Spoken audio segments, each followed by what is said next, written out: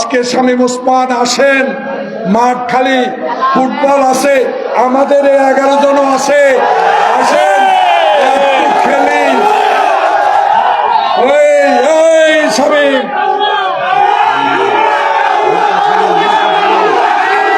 এই শামীম, এই কাউয়া কাদে,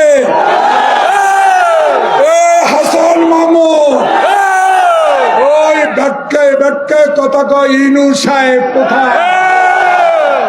জেলখানা কোথায়?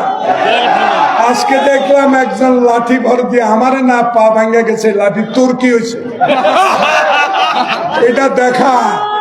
আর একজন পলক সাহেব আজকে বলল কি জানেন, তা আমার নেতা শেখ মুজিবুর রহমান বলে গেছে লড়াই করে টিকতে হবে, লড়াই তোরে দেখাবো।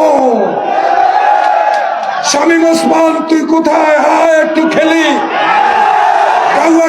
তোর পেটে টল পেটে ব্যথা, তোর ব্যথার ইঞ্জেকশন আমাদের কাছে আছে,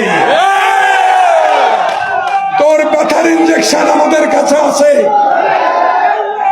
বুকে হাত দিয়ে বলতে পারবো, বাংলাদেশে এমন একটি রাজনৈতিক কর্মী দলের সদস্য আমরা 16 বছর জেল খেটেছেন, একটা বিএনপির নেতা কর্মী আওয়ামী লীগে যোগ দেয়।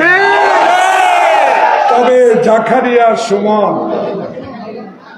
জানাব ওয়াসিম সাহেব, জানাব আমাদের professor organizing secretary Selim Bhuiyan, দয়া করে ডলার আর রিয়ালের দিকে তাকাইয়েন না।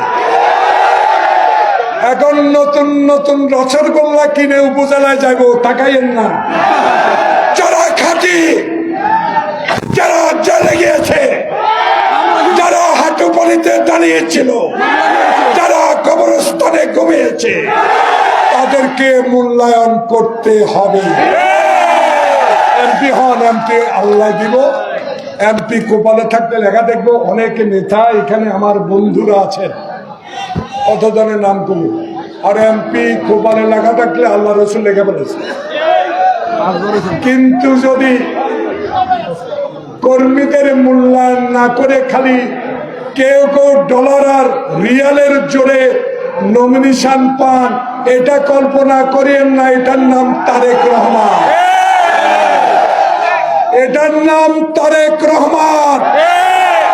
জিয়াউর রহমানের জীবনী দেখেছি, অনেকে খোঁটা দিতেন জিয়া